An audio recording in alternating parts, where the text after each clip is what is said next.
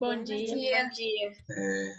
Bom dia. Deixa eu só parar de apanhar aqui.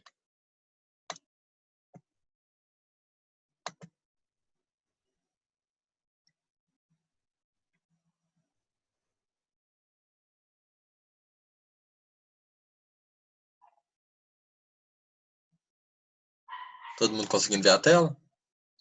Sim. Ok.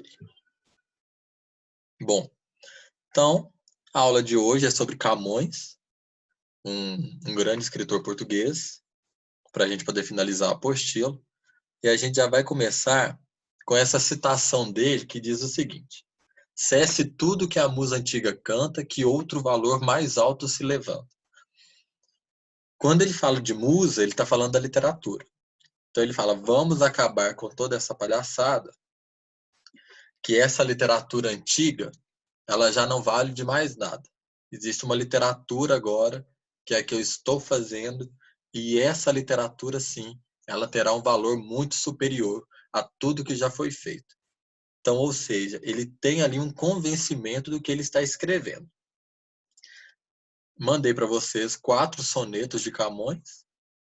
Espero que vocês tenham tido tempo de ler. Só um minutinho, gente.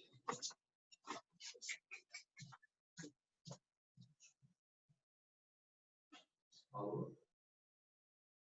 Oi?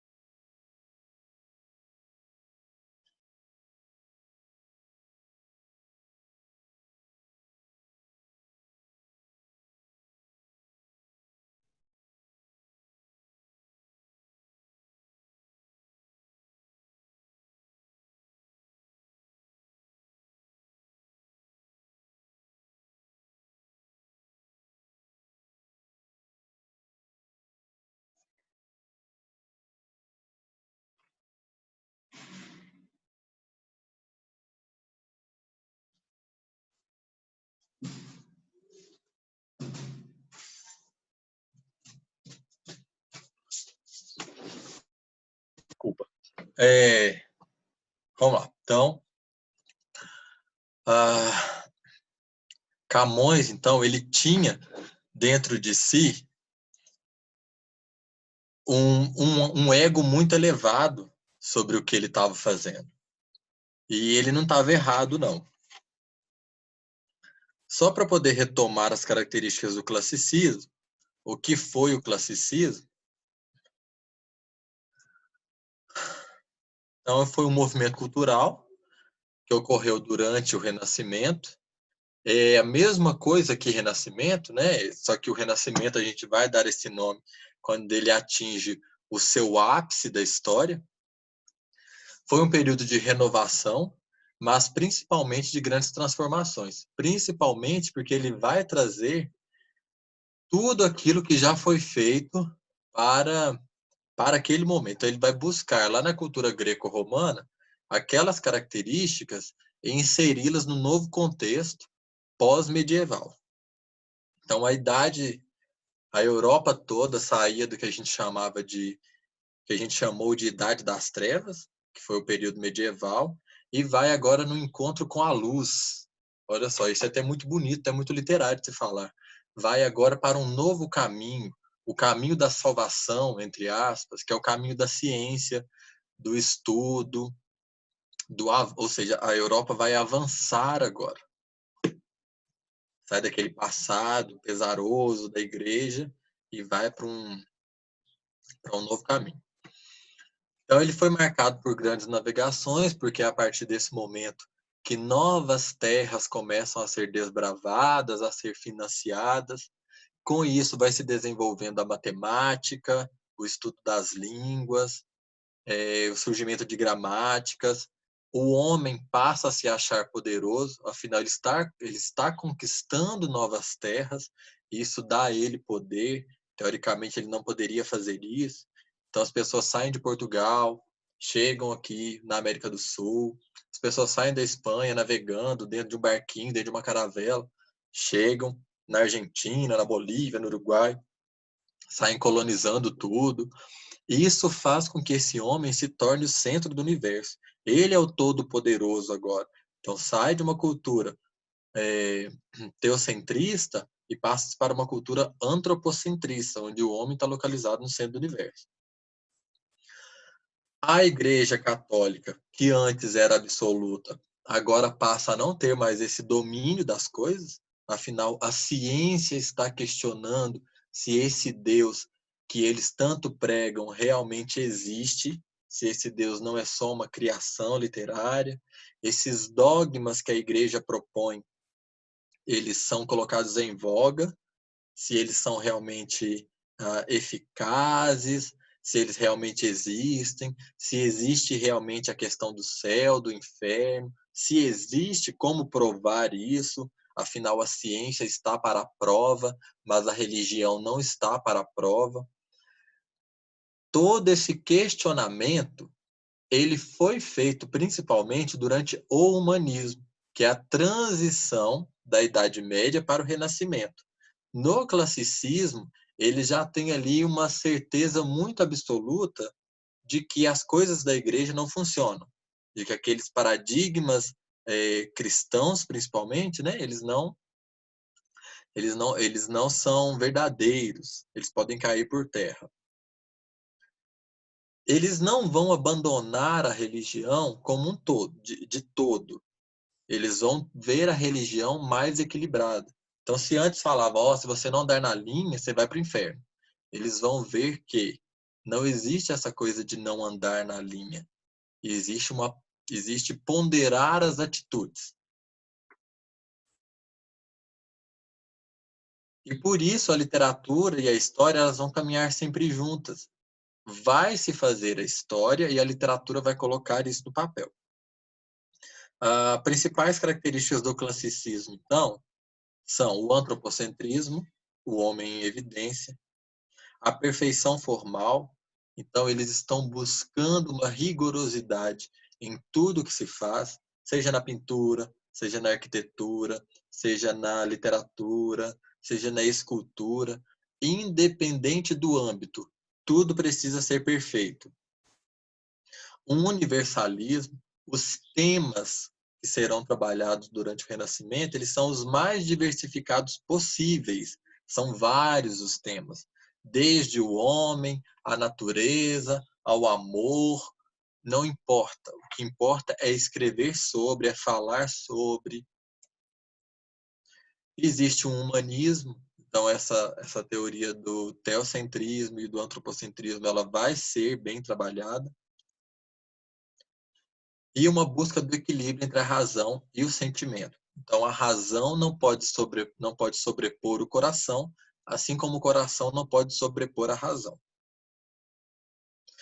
E aí nós vamos isso é a ideia do classicismo em geral, né, em toda a Europa, mas nós vamos agora direto para Portugal, que é a parte que realmente nos interessa.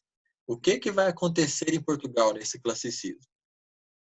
Ele vai ser iniciado em 1527, com o poeta Francisco de Sá Miranda, que acabava de voltar de uma viagem da Itália, e ele vai apresentar um soneto perfeito, distribuído em 2 estrofes com 4 versos, e 2 estrofes com 3 versos, que é o que nós conhecemos hoje, são os 2 quartetos e os 2 tercetos.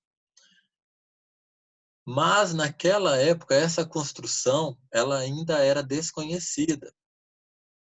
Além de Sá Miranda, nós vamos ter Bernardino Ribeiro e Antônio Ferreira, mas o nome mais difundido nessa época é Camões, sem sombra de dúvida. Então, se perguntar alguma coisa sobre classicismo português, nós temos aí Francisco de Sá Miranda, porque ele iniciou esse classicismo, mas nós temos como principal referência Luís Vaz de Camões. A maioria das pessoas conhecem de Camões o Amor que é Fogo, Amor é Fogo que arde sem se ver, que é aquele sonetinho. Mas, ainda do classicismo, ele vai ser findado mesmo em 1580, com a passagem de Portugal para o domínio espanhol. Além disso, Camões vai morrer, então esse classicismo português acaba. De Camões, nós temos a lírica, que é muito importante, então toda essa extravagância,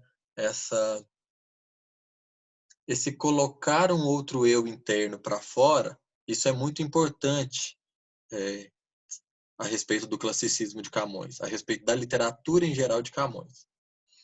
Em 1527, e aí se a gente se lembrar, foi quando começou o classicismo em Portugal, começou com a publicação do poema Os Lusíadas, que é aquela história imensa que vocês já conhecem. Essa daqui, né, que tem os versos perfeitos, todos as estrofes com a mesma quantidade de versos, os versos com a mesma quantidade de sílabas. Isso tudo é o que vai dar o pontapé no classicismo. Junto com isso, claro, nós vamos ter Francisco de Sá com o soneto. Então, juntam-se essas duas coisas ao mesmo tempo e tem-se, então, um classicismo português, um classicismo perfeito. E isso tudo acaba em 1580. Então, ou seja, tem uma duração aí de 53 anos, toda essa época perfeita, essa época de renascimento, de retomada de características greco-romanas. Essa obra, ainda que se pareça um romance, ela é considerada uma epopeia moderna. Ela está dividida em 10 cantos, que são organizados em 1102 estrofes, cada uma com 8 versos, quem quiser fazer a conta aí.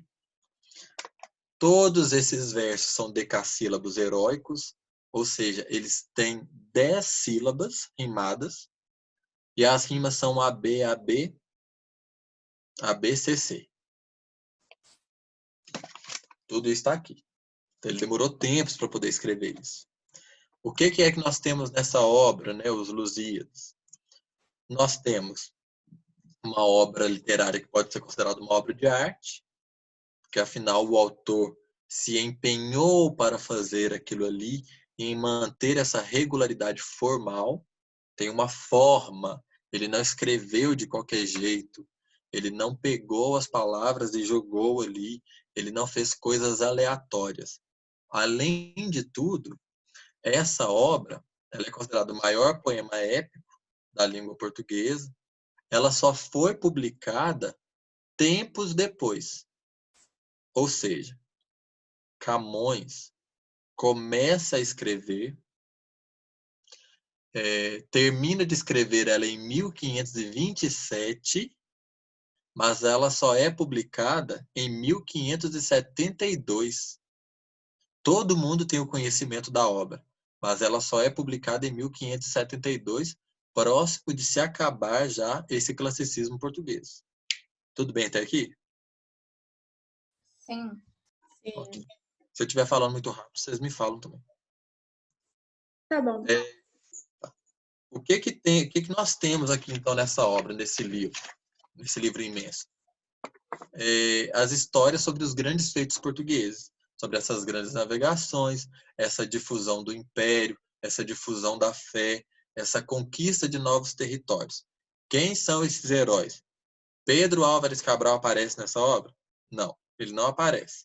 Quem aparece principalmente é Vasco da Gama, que traçou o caminho das Índias. Afinal, as Índias era o principal trajeto que eles queriam de fato dominar. Chegar ao mundo das especiarias, das riquezas. Nem pensavam em chegar às Américas. Isso aqui nunca foi visto, nem imaginavam que existia. Então nós vamos ter lá um cavalheiro, o amante, o navegador, o aventureiro. Vai ter todo um heroísmo traçado nessa obra desse povo. Esse herói, ele não é um. Esse herói, ele é um herói coletivo. Então o herói não é só o grande navegador, mas o rei também é um herói, o padre é um herói. Todo mundo que está ali naquela obra é um herói, o que a gente chama então de herói coletivo. Além disso, se a gente está pensando no Renascimento, e uma das características era o homem no centro do universo, então quem está aqui nessa obra, se é o herói que é um homem de fato, ele não está fugindo das características daquele período. O homem está aqui, ao mesmo tempo a igreja está aqui, ao mesmo tempo os deuses estão aqui. Então existe essa coisa mística também pertencente ao Renascimento.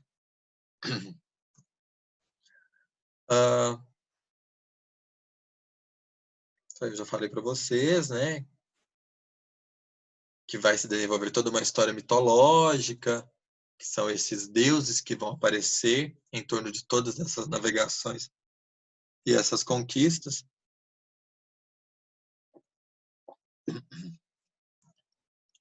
Mas quais eram os grandes ideais de Camões?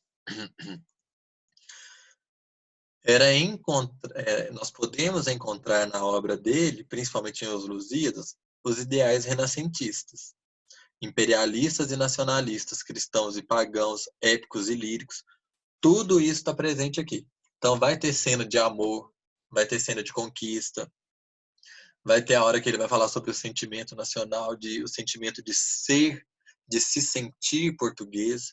Ao mesmo tempo, ele vai falar também sobre o sentimento de ser comandado por uma coroa, uma grande coroa. Ou seja, como que essas duas coisas vão conversar?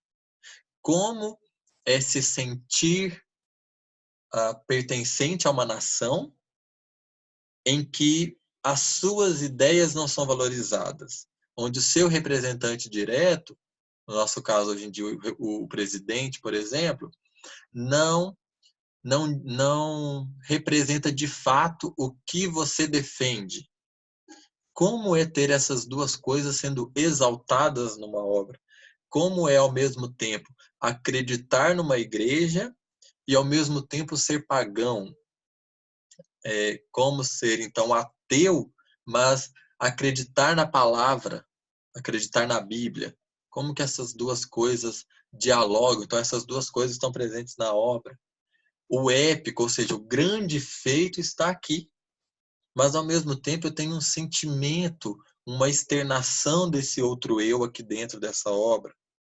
Então, existem características clássicas, características barrocas. O modo de escrever, ele é barroco. As palavras que ele vai trazer são palavras muito difíceis, muito pomposas, mas a estrutura é uma estrutura clássica, uma estrutura rígida.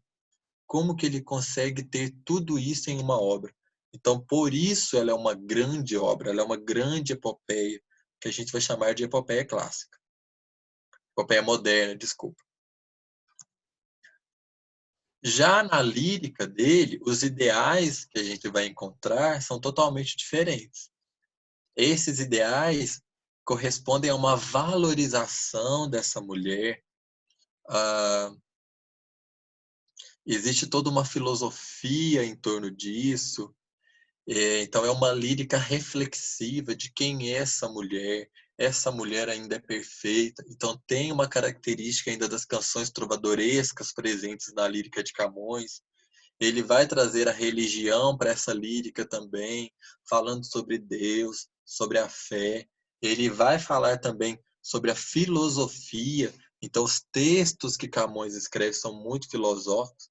para quem leu aqueles 4 sonetos lá, devem ter percebido que são sonetos, ao mesmo tempo que eles são fáceis de serem lidos, eles são um pouquinho difíceis, porque ele traz ali uma construção sintática diferente do que nós estamos acostumados. Mas, ao mesmo tempo, a gente consegue perceber o amor, algo que vem de dentro, um sentimentalismo total presente ali em todos aqueles textos. Alguém discorda? Alguém percebeu alguma outra coisa nos sonetos?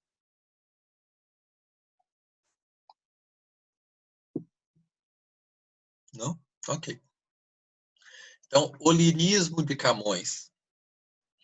Toda essa obra dele foi reunida e publicada, eu não tenho ela aqui, em uma obra que se chama Rimas. Essas rimas é como se fosse um livro, né, chamado Rimas.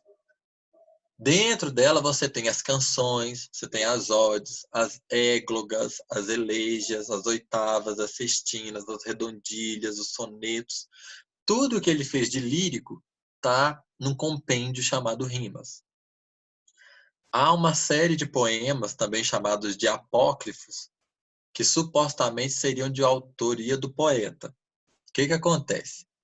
Houve essa publicação, toda essa publicação não foi Camões que fez, essa publicação só foi feita póstumamente, ou seja, depois que ele morreu, apareceu essa obra chamada Rimas. Então nós não sabemos se tudo que está ali é considerado verdadeiro, porque algumas pessoas, algum tempo depois, quiseram ganhar notoriedade com isso. Então foram aparecendo novas coisas anos depois, o que faz com que a gente desconfie disso tudo, com que a gente não dê credibilidade para esses outros textos. Nessas obras, nós temos então características medievais, aspectos da tradição medieval, com traços renascentistas, a mesma coisa que nós temos aqui, que vão trazer influências de Virgílio, de Horácio, de Ovídio, de Tasso, de Petrarca, de Manrique, enfim, de vários outros artistas, principalmente artistas que pertenceram a um movimento chamado maneirista, que foi já um movimento que já se pensava em desfazer as proporções, e o Renascimento vem totalmente sendo o oposto a isso,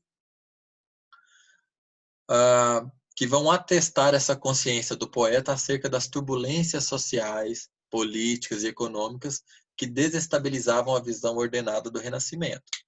Então, ou seja, é um movimento que vai contra o Renascimento, as ideias do Renascimento. Então, era como se Camões estivesse pertencendo a essa transição, essa maioria dessa poesia lírica dele, desse lirismo dele, dessas composições líricas, estivessem ali na transição entre esse maneirismo, entre esse humanismo e o Renascimento. E aí o soneto que eu trouxe para você se chama Eu Cantarei de Amor. Eu cantarei de amor tão docemente por uns termos em si tão concertados, que 2000 acidentes namorados faça sentir ao peito o que não sente. Farei que amor a todos avivente, pintando 1000 segredos delicados, brandas iras, suspiros magoados, temerosa ousadia a pena ausente. Também, senhora, do desprezo honesto, de vossa vista branda e rigorosa, contentar-me-ei dizendo a menor parte, porém, pera cantar de vosso gesto, a composição alta e milagrosa, aqui falta saber, engenho e arte. Ayane Abreu. Oi, Tudo bem? tudo e você? Bem, graças a Deus. O que você consegue entender desse soneto? O que você consegue trazer para a gente de conhecimento desse soneto? Qualquer É, curiosidade sobre ele? O que você sente lendo ele? assim, eu não gostei muito não, mas Então eu tá. acho, sei lá, eu não gostei não. Não foi interessante, não. Não, eu não achei não. Tá bom. Carine Pires.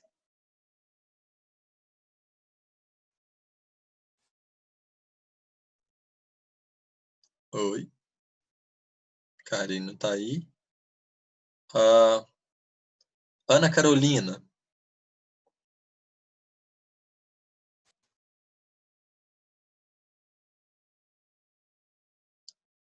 Ana Carolina também não. Daniele Xavier.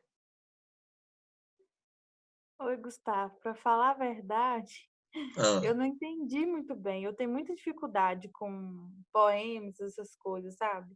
Eu leio e não consigo entender direito. entendi. Nada, nada, nada? Ah, Ana Ah, Carolina pouca está. coisa, né? Parece que o cara tá sofrendo, não sei, alguma coisa assim. Isso mesmo, ele está sofrendo. Muito bem, essa é a ideia principal, ele está sofrendo. Mas mesmo ele sofrendo, ele diz que ele vai fazer o quê? Que vai continuar amando ela? Que vai continuar, na verdade, não só amando ela, mas espalhando esse amor, né? Que independente de todas as coisas que tenham acontecido, de todo esse sofrimento, de todas as decepções amorosas, ele vai cantar o amor. Quando ele fala que ele vai cantar, significa que ele vai espalhar. Mas que para isso, falta engenho e arte. O que seria esse engenho e arte? Quem pode me dizer?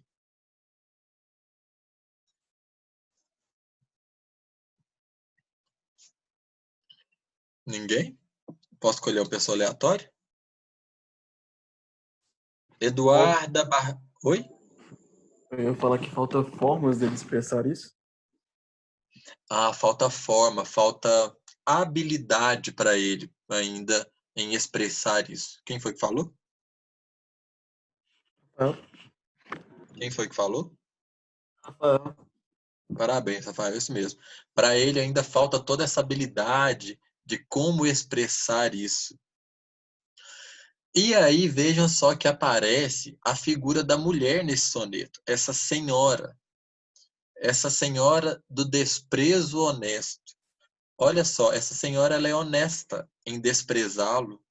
Ela assume para ele que está desprezando ele. Isso é característica de onde? De que época?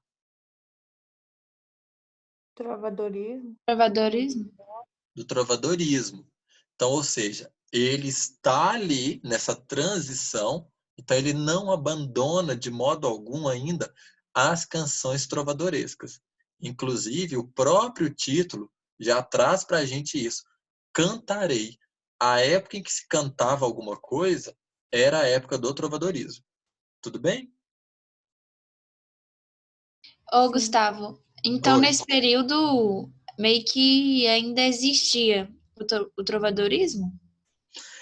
É que é o seguinte, Camões, ele ainda está nessa transição. Né? A lírica dele, na verdade, está na transição. Está chegando, ele está no comecinho do Renascimento, então ele não consegue abandonar aquelas características que estão presas ali nele. Porque a arte não é hoje eu acordei e pronto, tudo que eu fiz mudou, a partir de hoje é renascimento, então vou acabar com tudo aquilo. Não, é um degradê. A arte é um degradê. Então ele vai mudando, ele vai fazendo a transição. Mas toda a lírica dele carrega ainda algo da antiguidade. Ele não consegue abandonar aquilo. Principalmente porque a lírica está ligada a essa coisa do eu. E esse eu, né, expressar esse eu, ele não é levado em conta durante o Renascimento. Porque durante o Renascimento o que importa é a ciência. Então, a sua opinião, ela não vale de nada. O que vale são as provas. Contra fatos não há argumentos. Entende? Ah, agora eu entendi. Obrigada, Gustavo. Ô, De nada. Gustavo, Oi. então o classicismo não seria uma escola literária em si? Apenas um movimento de transição ou como que é?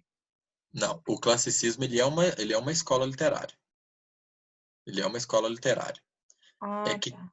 é que Camões, ele vai ter aqui os Lusíadas. Os Lusíadas é totalmente renascimento. Totalmente. O modo como ele escreve, o modo como essa obra está. Só que ele, como autor, ele não consegue se desgarrar ainda daquele movimento, porque ele pertenceu muito mais a esse movimento passado, ele foi criado mais nesse movimento, nessa tradição, do que na outra. É como se nós quiséssemos abandonar tudo de repente que nós fomos criados. Vamos imaginar, sei lá, nós acreditamos em céu e inferno. Só uma suposição. E de repente quisessem colocar na cabeça da gente que isso não existe e pronto, acabou.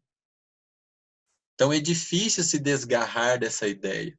Então a lírica de Camões, tudo que ele escreveu de lírico, ainda carrega essas características de um passado que está ligado ao eu, que está ligado à igreja, que está ligado ao amor, que está ligado ao trovadorismo, à Idade Média. Em compensação, uma outra parte dele, no caso a epopeia, já não carrega isso.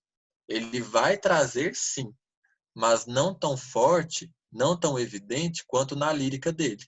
Qualquer soneto de Camões que vocês pegarem, ele vai estar falando de amor, ele vai estar falando de fé, ele vai estar falando de filosofia. Entendeu? Entendi, obrigada. Ô, Ô, Gustavo, Gustavo, Oi. pode falar aí primeiro? Pode falar. eu não estou entendendo porque a lírica, no caso, vai ser o excesso de sentimentalismo, né? Isso. Só que como que Camões vai ser considerado lírico se vai estar na transição? Aí você falou do humanismo, aí vai estar a ciência e tal, isso que eu não estou entendendo. Seguinte. Tá aqui Camões. Tá aqui Camões. Sim? Sim. Aqui está o Renascimento. Ele vai chegar aqui. Sim? E aí, quando Sim. ele chega aqui, teoricamente, ele tem que abandonar tudo que está aqui, que é a Idade Média. Então, ele saiu daqui e veio caminhando até aqui. Sim. Então, ou seja, ele ainda está carregado, ele é uma pessoa ainda moldada disso aqui. Então, ele não consegue abandonar tudo. Então, Ah, tá. nesse lírico, que é esse excesso de sentimento, ele consegue criar perfeitamente. Perfeitamente, por quê? Porque ele estava aqui. Ele pegou tudo isso. E aí, o que ele faz aqui no Renascimento? Então, ele vai pegar a estrutura clássica do soneto, por exemplo, e vai pegar todo esse lirismo dele e vai trazer para o soneto. É como se ele fosse unir o útil ao agradável. Então, ele não consegue se desgarrar daquele lirismo e trazer a ciência para o soneto. O soneto dele ainda continua falando de amor, continua falando de Deus, continua falando de filosofia, mas numa nova estrutura. Agora eu entendi. Obrigada. Entendeu? Então, ou seja, ele Aham. faz essa transição, mas ele não abandona o lirismo dele. Diferente de outros poetas. Entendi, Gustavo. Obrigada. De nada. Ô, Próximo. Gustavo, Oi. uma dúvida que eu tenho. Então, esse livro dele aí, ele tem épico e lírico ao mesmo tempo? Exatamente. Porque aqui tem cantos. E aí um dos cantos dele, deixa eu só achar o nome aqui. Um minutinho.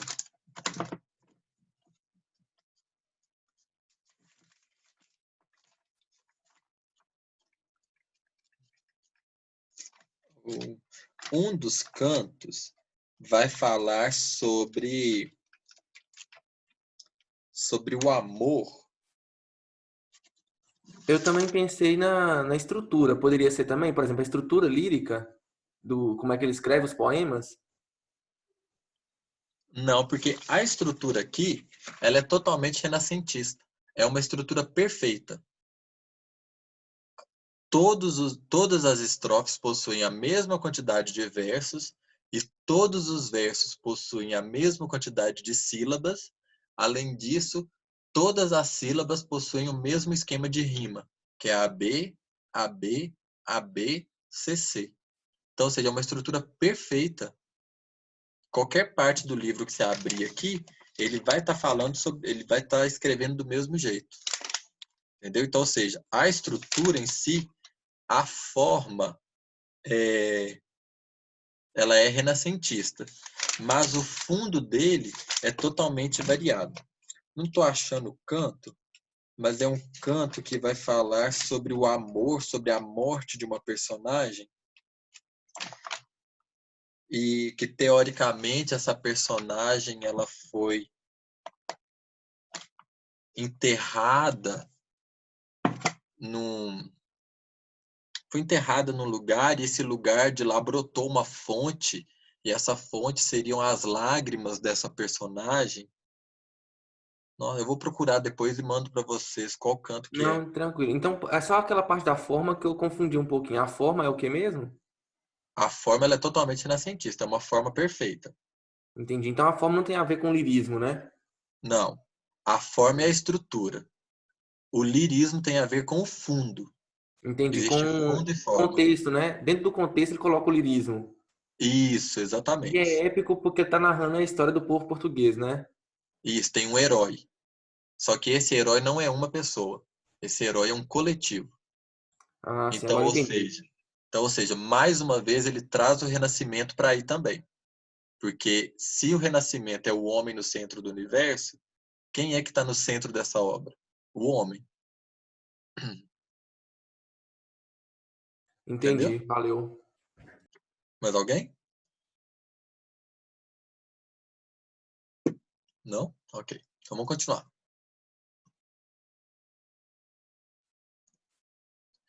Então, como que é essa mulher representada na obra de Camões? Existe uma presença massiva. Essas mulheres estão sempre presentes em quase todas as obras dele.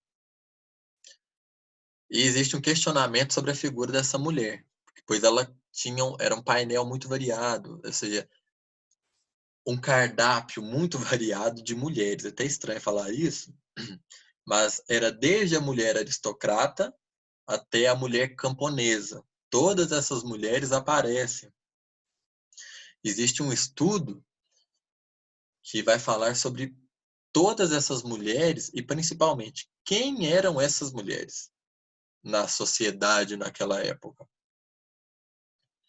Então, ele era um homem muito apaixonado. Ele falava, ele cantava realmente para essas mulheres, ele falava sobre elas.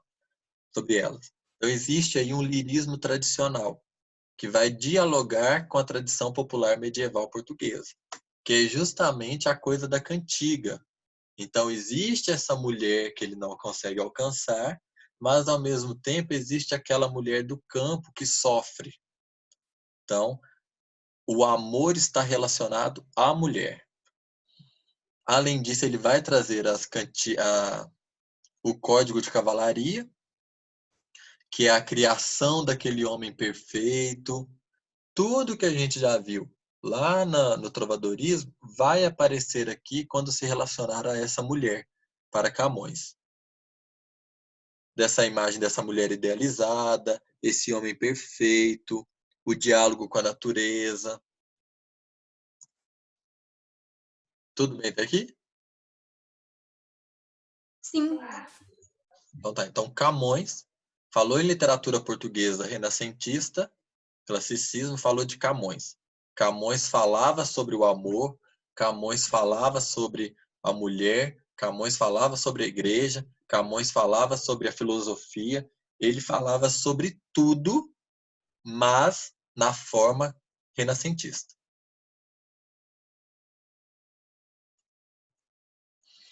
E aí, a arte renascentista como um todo, ela vai ser modificada. Em que ela vai ser modificada? Na arquitetura, por exemplo, nós vamos ter aí uma introdução à geometria.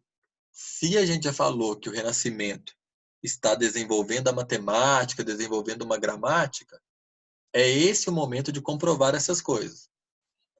Então, vai existir uma harmonia que antes não era existente agora. Recuperando todo esse esplendor de Roma, todas essas grandes construções. O espaço ele vai ser ocupado de fato. E as principais características são arcos de volta perfeita e simplicidade na construção.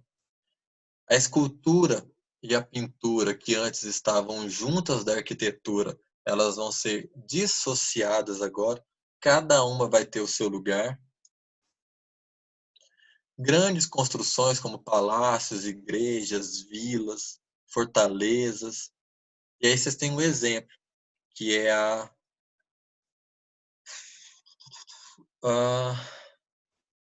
Santa Maria del Fiore. É a igreja de Santa Maria del Fiore, que está em Florença, na Itália. Veja só que bela construção. E isso faz parte da arquitetura. Então, tudo isso foi planejado simetricamente, geometricamente, durante o Renascimento. Ela ocupa um grande espaço. É importante ter grandes construções. Afinal, o Império Romano era um grande império. Tudo isso precisa ser refletido. Então, temos arcos perfeitos, que são esses arcos, tanto os que são completamente redondos, né, dessas rosáceas, por exemplo, que estão... Deixa eu pegar um pincel aqui. Aqui, por exemplo, é o que a gente chama de rosácea. Nós temos a cúpula, que não faz um círculo perfeito, igual eu desenhando. São essas ogivas, né? Aqui também elas aparecem nesses vitrais góticos. Tudo isso é perfeito, é simetricamente medido. Tudo bem? Sim. Aqui. Aí em Capelinha, eu ainda não passei por aí para poder ver as construções, mas quando vocês vierem a Diamantina, vocês vão conseguir perceber isso em algumas das igrejas, principalmente na igreja do seminário, que nós vamos ter uma igreja neogótica, né? Que a gente tem muita influência disso tudo nessa igreja, principalmente nos vitrais, nesses arcos pontiagudos. Gustavo, o Oi. que quer dizer neogótica? Neogótico significa o novo gótico. O gótico foi um movimento artístico que queria ser um grande movimento, principalmente na arquitetura. Então ele vai ter grandes igrejas, e essas igrejas, a intenção delas, de todas as construções, na verdade, era serem grandes, grandiosas, altas principalmente, como se estivessem chegando ao céu, mas principalmente relacionadas aos vitrais, à cor,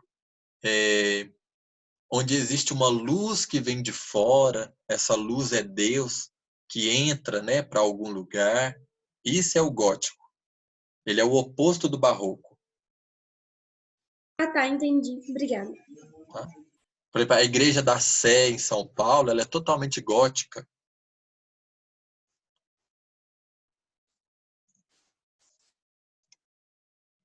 Já na pintura, nós vamos ter como características a perspectiva. Então, o fundo ali, você vai olhar, você vai ver algumas outras coisas. O uso do claro e do escuro. Vai ter uma presença mais realística nessas pinturas, elas precisam se tornar mais reais. E aí, mais uma vez, a pintura que aparecia junto com a escultura, elas vão se tornar independentes.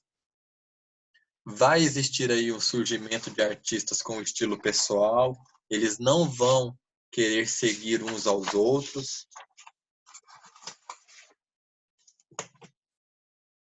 Então, existe um ideal de liberdade na pintura. E aí, como referência, nós temos aí O Nascimento de Vênus, do Sandro Botticelli, porque a figura do ser humano vai ser muito retratada durante esse período. Afinal, o homem agora é o centro do universo. Mas, ao mesmo tempo, existe a coisa mitológica, Vênus. Veja que ele vai trazer o nome de Vênus. Vênus representando a mulher. Sempre Vênus quer significar mulher. Mas veja que é uma deusa.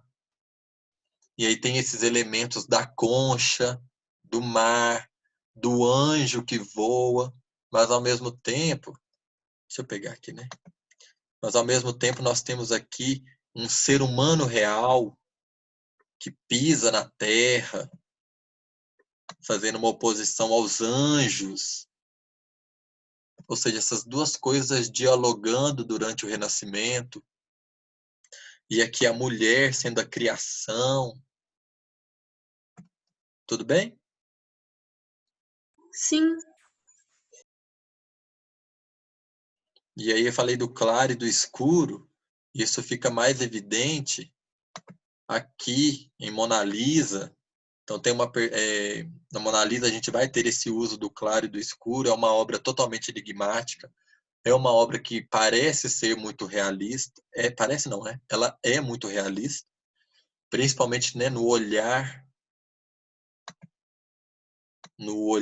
desse serzinho aqui, que você vai andando, parece que esse olhar vai te acompanhando. Aqui nessa obra, Mona Lisa de Da Vinci, né? Nessa obra aqui, que se chama O Casal Arnolfini, do Jan van Eyck, nós vamos ter principalmente uma questão de perspectiva, tá? Vejam que eles estão à frente, existe um fundo. Eu não sei se aqui dá para dar zoom, mas para mim é uma das obras mais lindas que tem. Deixa eu ver aqui, Ctrl+. Ô, Gustavo, a gente consegue dar zoom daqui, é só aproximar. Eu não tô conseguindo, não. Mas aqui essa obra, por exemplo, aqui atrás tem um espelho. Esse espelho, por exemplo, tem esse casal que está sendo refletido aqui. Tem o lustre que é refletido. O lustre também tem a coisa das cores. Ai, deixa eu pegar o pincel de novo, misericórdia.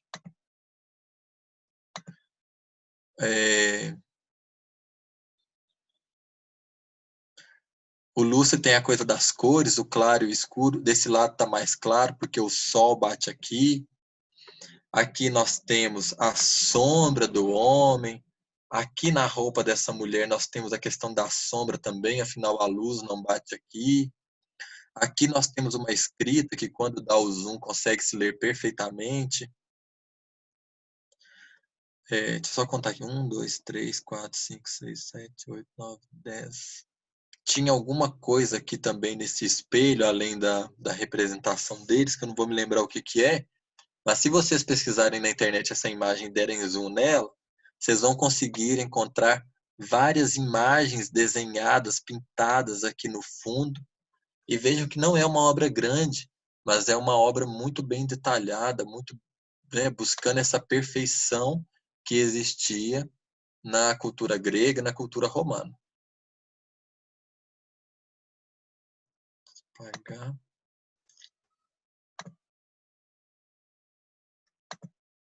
Ok. Tudo bem até aqui? Sim. Okay. Espero que esteja sendo interessante.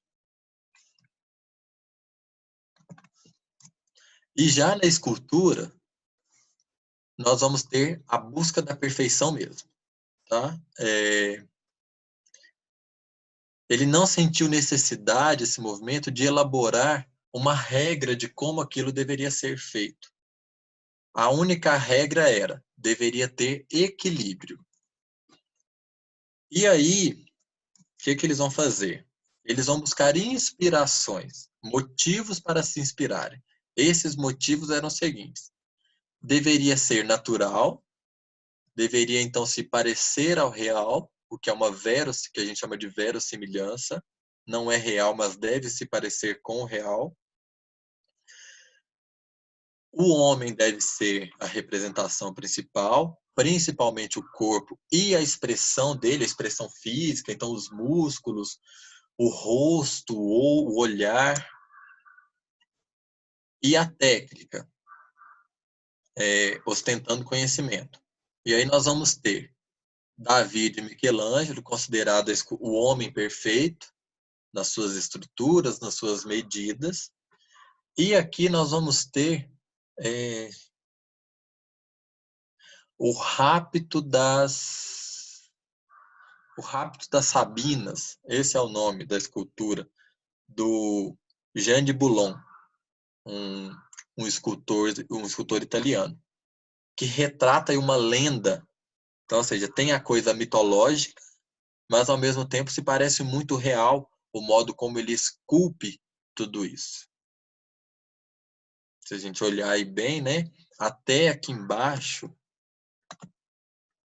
a dobrinha na barriga desse homem aqui, né? Tudo muito real, a expressão dele, o cabelo. Aqui também as curvas. Assim como em Davi, né, nós temos aqui essas marcas aqui do tórax. Tudo é muito perfeito nessa escultura. Todas essas obras de arte a maioria estão no Museu do Louvre, na França. Então, quando vocês tiverem oportunidade, comprem uma passagem para lá e vão conhecer tudo isso, vocês vão ficar fascinados. E, ao mesmo tempo, decepcionados com a Mona Lisa, por exemplo, que é uma obra super, super pequenininha. Ela não é uma obra grande e você fica vários metros, se não me engano, 4 ou 5 metros longe dela. Ela ainda está protegida por um vidro. Mas vale a pena conhecer. Tudo bem até aqui sobre o Renascimento? Sim. Alguma dúvida sobre o que a gente já viu, sobre trovadorismo, humanismo?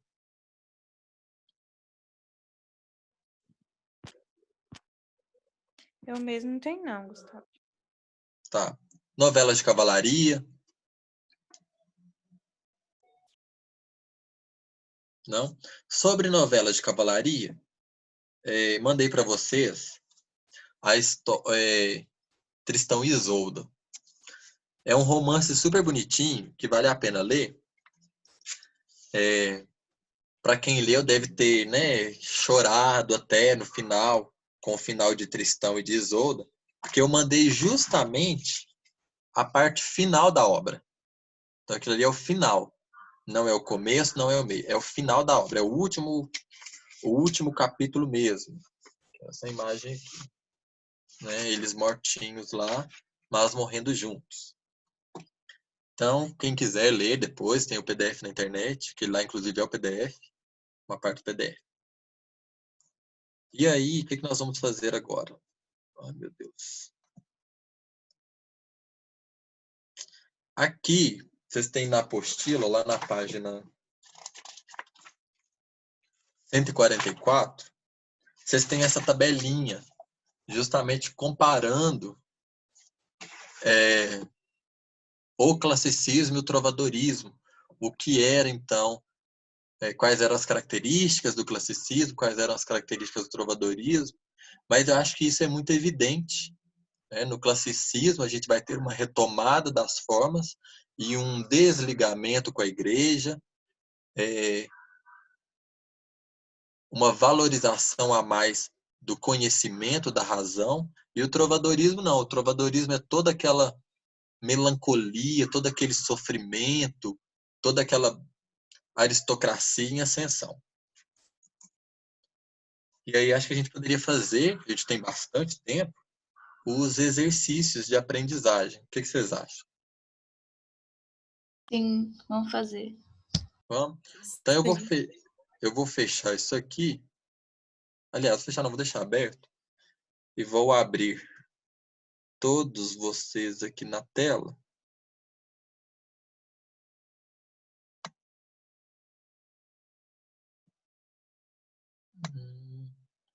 E se vocês quiserem ativar as câmeras de vocês, fiquem à vontade.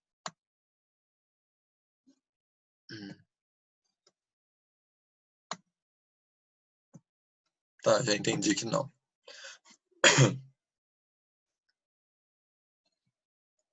Então, vamos lá. Exercício número 1.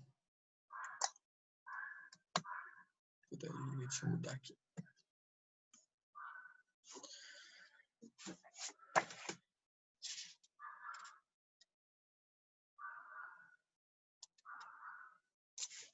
Exercício número 1. Então, vocês tinham aí... Como que a gente vai fazer? Vocês querem 5 minutinhos para poder ler os textos? Pode ser.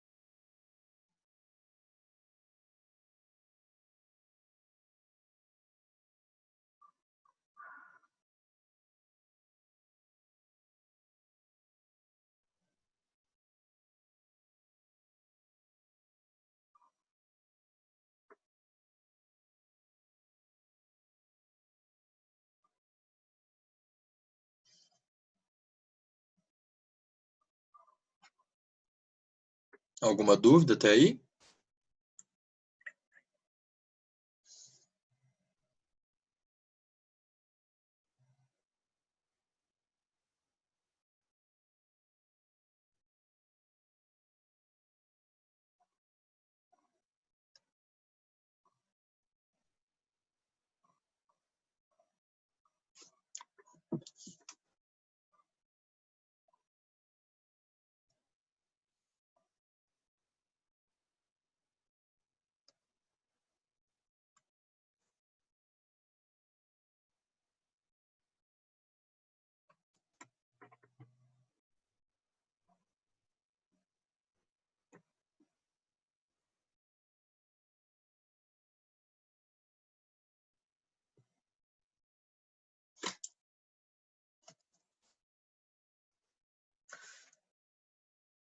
Então, tinham 2 textos aí. Um texto mais antigo, chamado de Cantiga mesmo, e um texto mais recente, chamado Confessor Medieval. E aí pedia o seguinte. As cantigas que focalizam temas amorosos apresentam-se em 2 gêneros, na poesia trovadoresca. As cantigas de amor, em que o eu poemático representa a figura do namorado, o amigo, e as cantigas de amigo, em que o eu poemático representa a figura da mulher amada. Falando de seu amor ao amigo, que é o namorado, por vezes dirigindo-se a ele ou dialogando com ele, e com outras amigas, que aí seriam a mãe, uma amiga de fato, uma confidente. E aí, de posse dessa informação, vocês deveriam classificar a cantiga de Airas Nunes, então a primeira aí, em um dos 2 gêneros. Então, ela seria uma cantiga de amor ou ela seria uma cantiga de amigo? Primeira coisa a se fazer. E é amigo? Uma cantiga de amigo. Primeira coisa. Né? Ela não é uma cantiga de amor, porque não está exaltando ali uma mulher da aristocracia.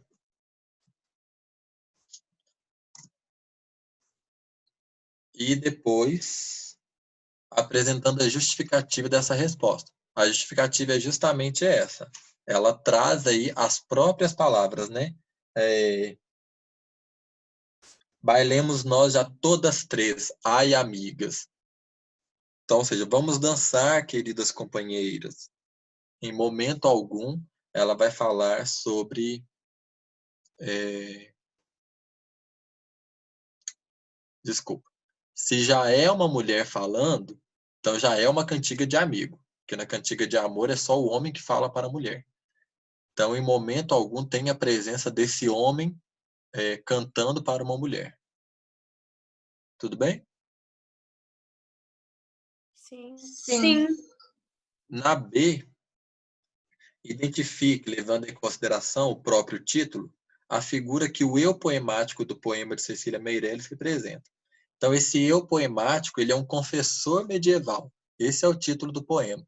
Qual que é a função desse confessor? Quem que ele representa?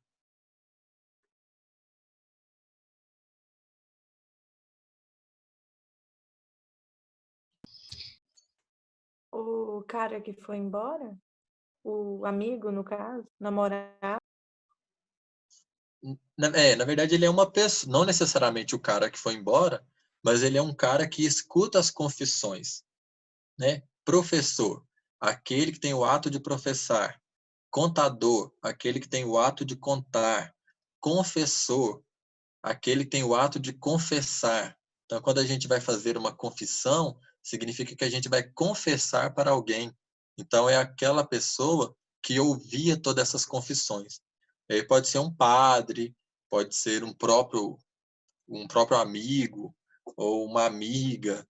Então, esse confessor medieval é a pessoa que escutava as coisas naquela época, na Idade Média. Questão número 2. Tinha que ler um trecho aí do Alto da Barca do Inferno e já perguntava já por que razão específica o fidalgo é condenado a seguir na barca do inferno e o sapateiro. Ou seja, por que os dois têm que ir na barca do inferno? Quais são essas características? Quais razões?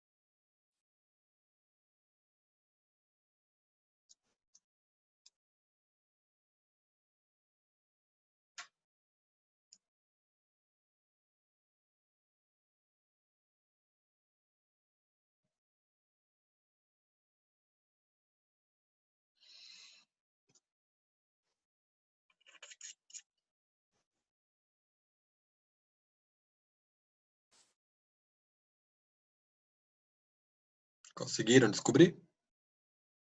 Sim, pode responder? Pode. Assim que vocês descobrirem, vocês já podem responder. Então, o Fidalgo ele foi para a Barca do Inferno porque ele era um governador autoritário, não respeitava as pessoas, e o sapateiro é porque ele roubava de seus clientes. Exatamente. Isso mesmo. E então eles praticavam esses atos, o que não permitia que eles entrassem então na barca do céu. Tá? A soberba, a arrogância, a presunção, o roubar o povo, a enganação, tudo isso faz com que a gente não vá para o céu. Acho muito difícil, hoje em dia, alguém ir para o céu. Né? Se for baseado nisso tudo que a Alto da Barca conta, acho que o céu está vazíssimo. Tá cheio não. B. Além das faltas específicas dessas personagens, há uma outra, comum a ambos, e bastante praticada à época, que Gil Vicente condena. Identifique essa falta e indique de que modo ela aparece em cada uma das personagens.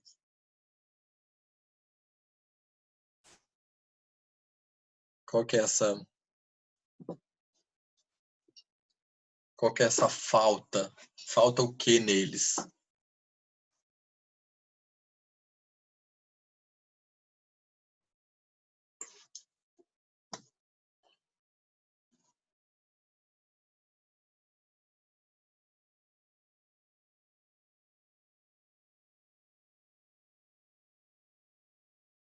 Assim que vocês acharem, vocês respondem.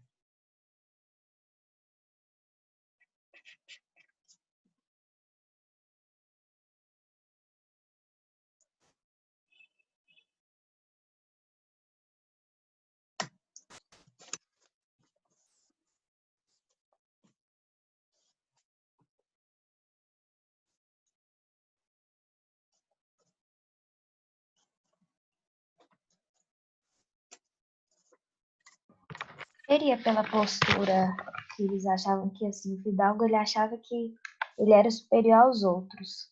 E, no caso, o sapateiro, ele achava que só porque ele ia para a missa, ele poderia ser salvo. Não, mas aí a característica, ela tem que ser a mesma para as duas personagens. Você acertou em um. Então, ou seja, uma das características que você disse, ela vai aparecer na outra personagem também.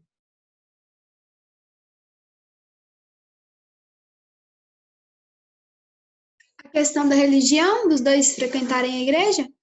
Exatamente. Isso mesmo. Porque os dois, a fé deles é uma fé vã. Eles não praticam a fé. Um, por exemplo, é o fidalgo. As pessoas rezam por ele, não é ele que reza. Em compensação, o sapateiro, ele sabe ouvir a missa. Ele não sabe colocar em prática o que ele ouve na missa. Então, é a mesma característica. É a fé que não é praticada. Entendido? Sim. Número 3. Então, tinha que ler o soneto. Eu tô até com medo já, porque a colega que não gostou daquele, esse daqui ela vai querer me esganar de ter trazido esse soneto aí, para poder corrigir. Foi a Daniele? Tô em dúvida.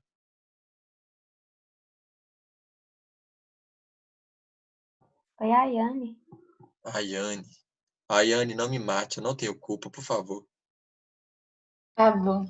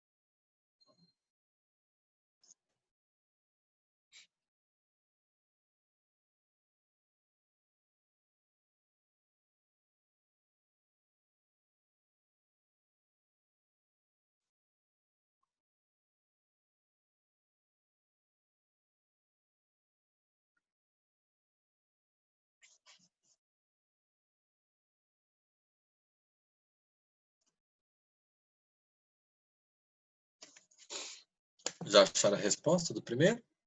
Sobre a oposição espacial?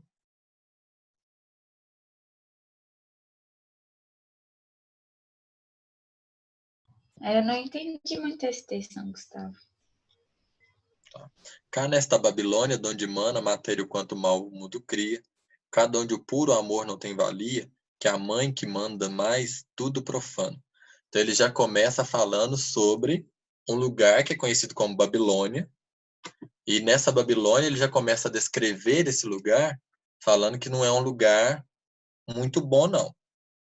matéria a qual mal o mundo cria, cada onde o puro amor não tem valia. Ou seja, o amor não está presente na Babilônia. E aí ele vai descrevendo toda essa Babilônia como um lugar péssimo, até que ele chega no final e fala assim, vê se me esquecerei de ti, Sião. Então ele já faz uma comparação aí. Vocês conhecem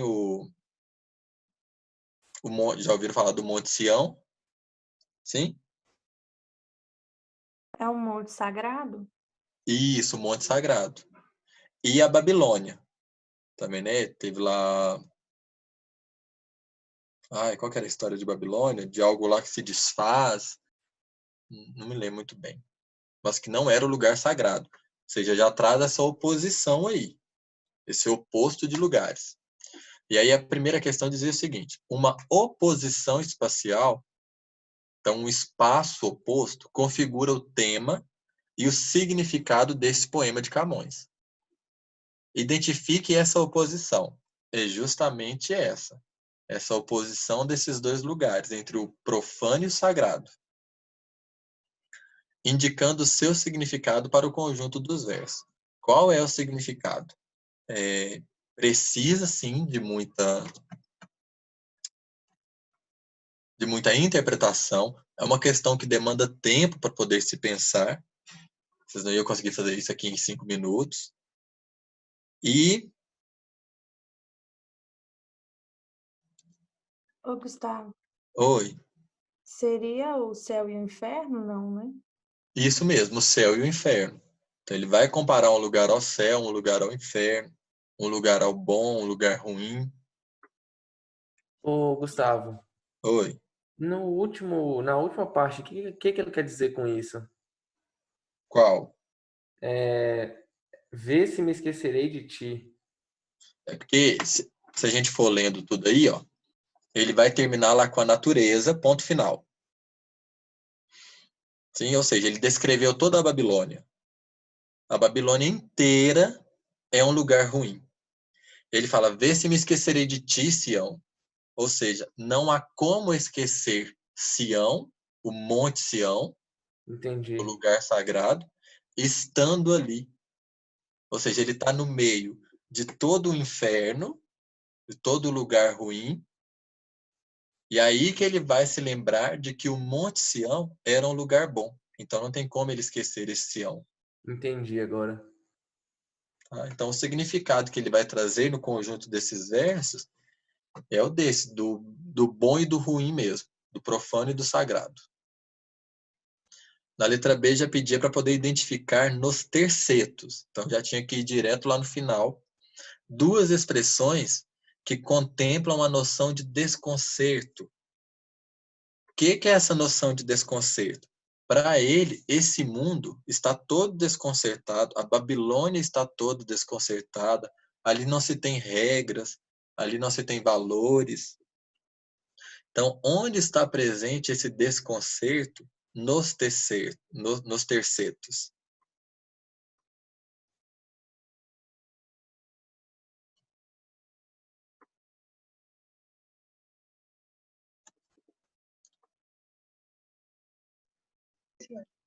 Quando fala as portas da cobiça e o caos de confusão?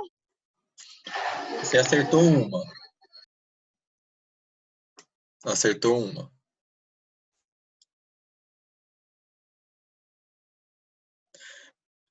O que pode ser comparado ao caos de confusão? Escuro do caos de confusão.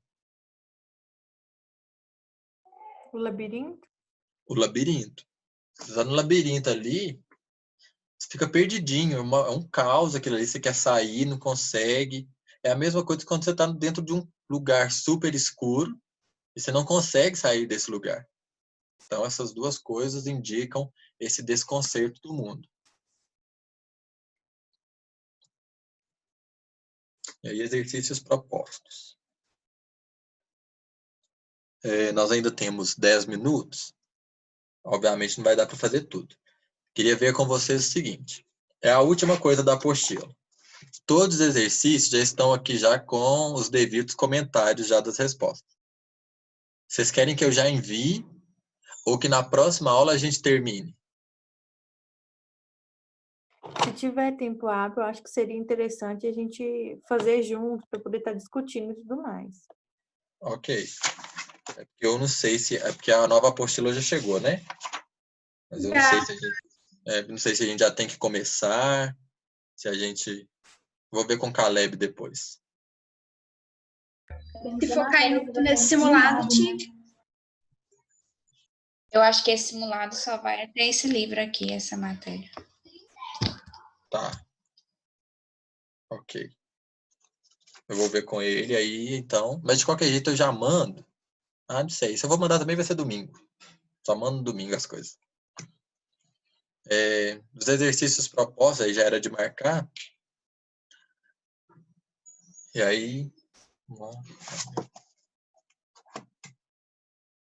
Senhora, que bem pareceis. Já começou por senhora, eu já sei que é uma cantiga, né?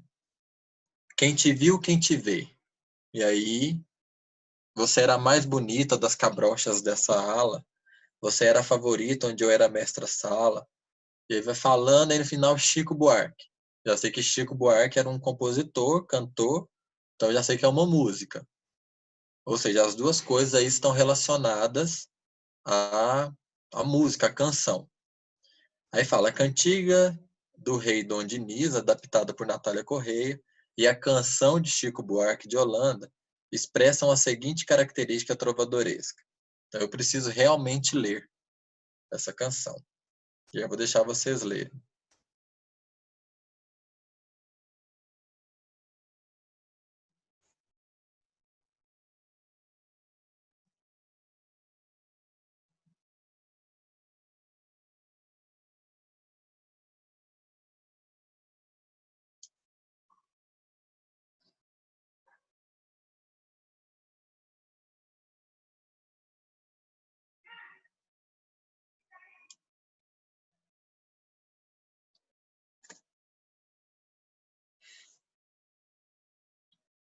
Quem já souber a resposta pode falar.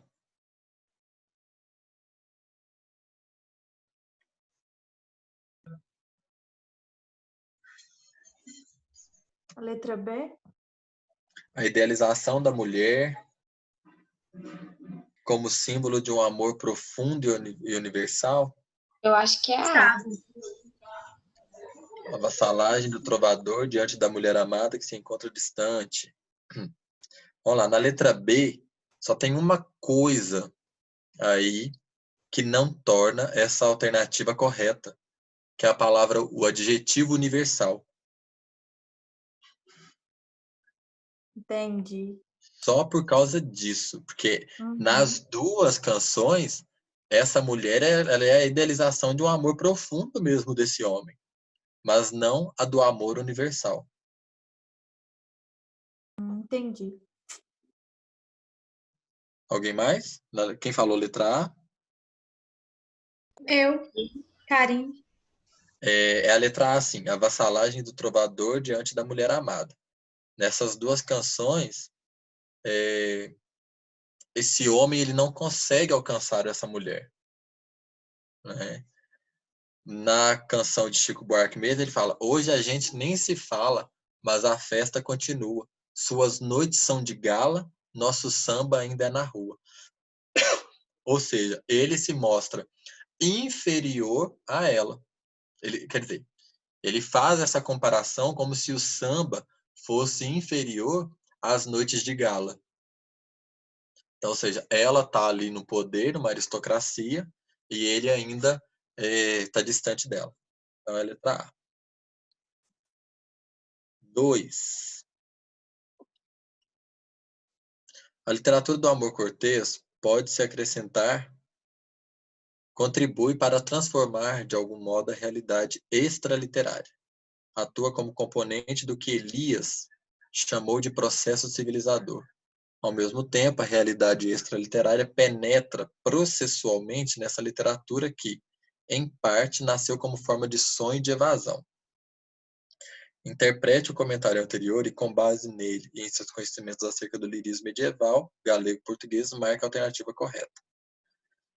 Podem pensar aí.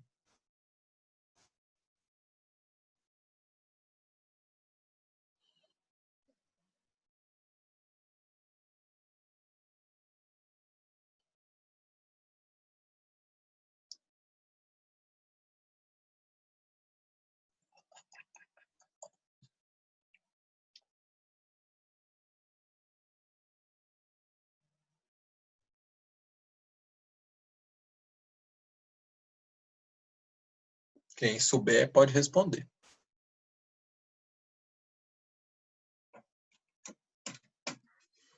D, Gustavo.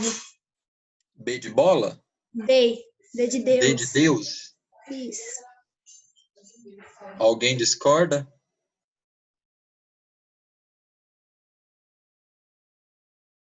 Letra D. O amor cortês foi uma prática literária que aos poucos modelou o perfil do homem civilizado, que vai cair justamente nas novelas de cavalaria, que são aqueles homens perfeitos, que ainda vai trazer isso, vai respingar no Renascimento. Então, todo esse amor, ele foi elaborado, ele foi criado, ele foi inventado, ele foi imaginado. Então, é a letra D, sim. Alguém tem dúvida de alguma das alternativas?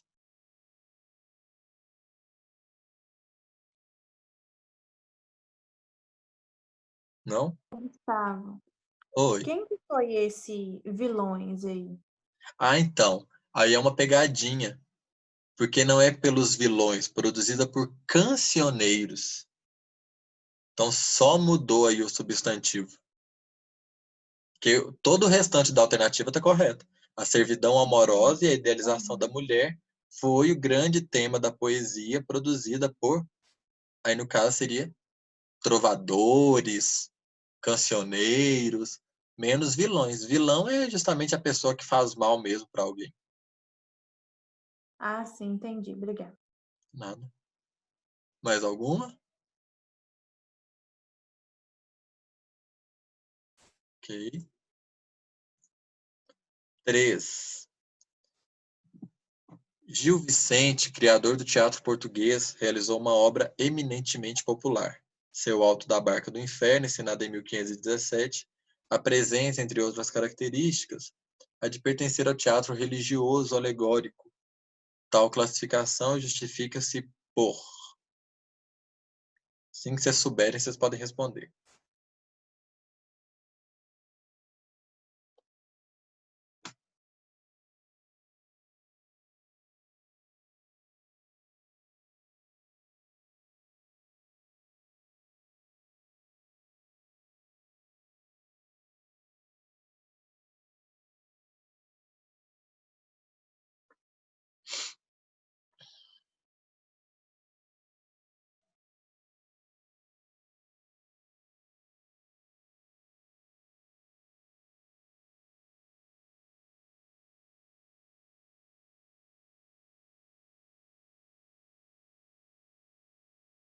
Eu acho que é assim. Letra C. Apresentar estrutura baseada no maquineísmo cristão que divide o mundo entre o bem e o mal e na correlação entre a recompensa e o castigo. Alguém tem alguma dúvida? Alguém se opõe à colega? Entendi, não. Não entendeu o quê? A resposta. Porque. Ah, tá. É, A obra dele, O Alto da Barca do Inferno. Sobre o que ela fala?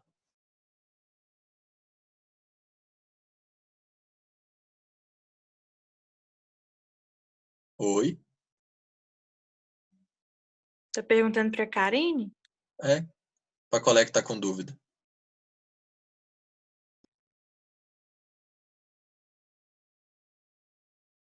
Oi? Colega que está com dúvida. Com a gente. Sumiu. Karine Pires. Karine.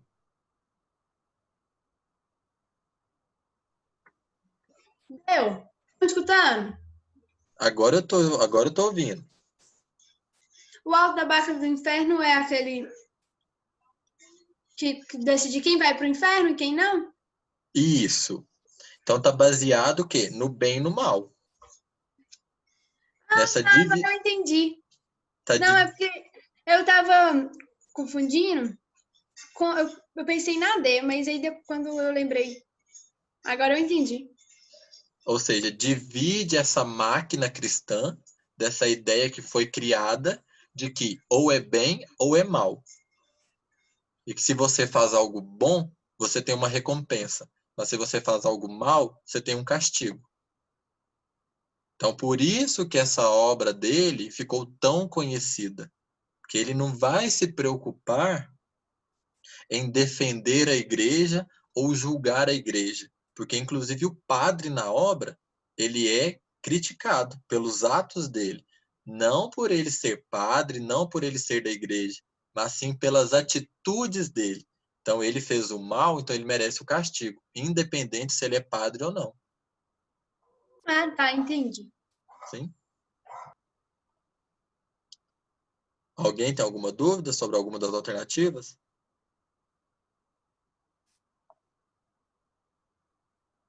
Lá na letra E, por exemplo, aceitar a hipocrisia do clero e criticamente justificá-la em nome da fé cristã. Em momento algum ele vai tentar justificar a fé, justificar a hipocrisia, justificar a hipocrisia através da fé. Ele não vai fazer isso. Ele não vai colocar o sagrado como plenamente respeitado. Ele não vai se identificar com uma postura anticlerical. Então ele não vai se opor à igreja. Portanto, ele vai trazer a imagem do padre. E, falta a letra D, né? Apresentar temas profanos e sagrados. E revelar-se radicalmente contra o catolicismo e a instituição religiosa. Se ele fosse fazer isso, ele não tinha nem trazido a imagem do anjo e do diabo. Né? A letra C. Questão 4 e 5.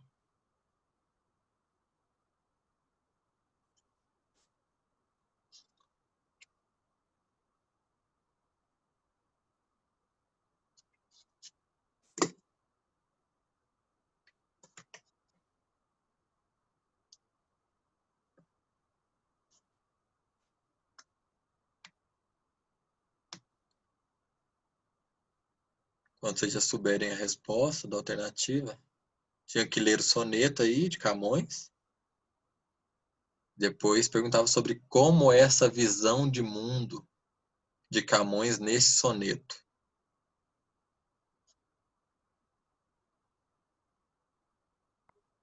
A 4 é? A 4 é desconcerto do mundo. O mundo para ele já não tá mais, não tá legal, tem alguma coisa errada nesse mundo. As coisas não estão mais fluindo como elas deveriam fluir. As coisas estão desconcertadas. Então a 4 é a letra E. E a 5, a gente tem que lembrar de onde Camões estava. Então ele estava ali naquela transição, no humanismo.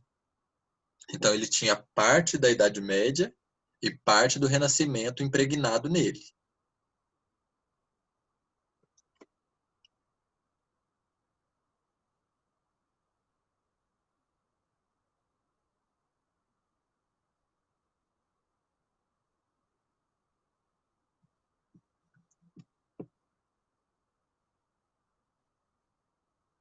Se a gente está falando de humanismo, se é transição, então eles não podem ser idealistas, eles não podem idealizar uma coisa, afinal eles estão presos ainda em alguma coisa. Como que eu vou olhar para o futuro se eu ainda estou preso aqui? Como que eu vou ser otimista se eu nem cheguei lá ainda, se eu ainda continuo preso aqui também? Quando falo de romântico, é justamente dessa visão idealizada de algo perfeito, de algo bonito, de algo de cavalaria. Mas se eu estou fazendo a transição e a ciência me exige pé no chão, pé firme, e aí sobra a letra A e a letra B.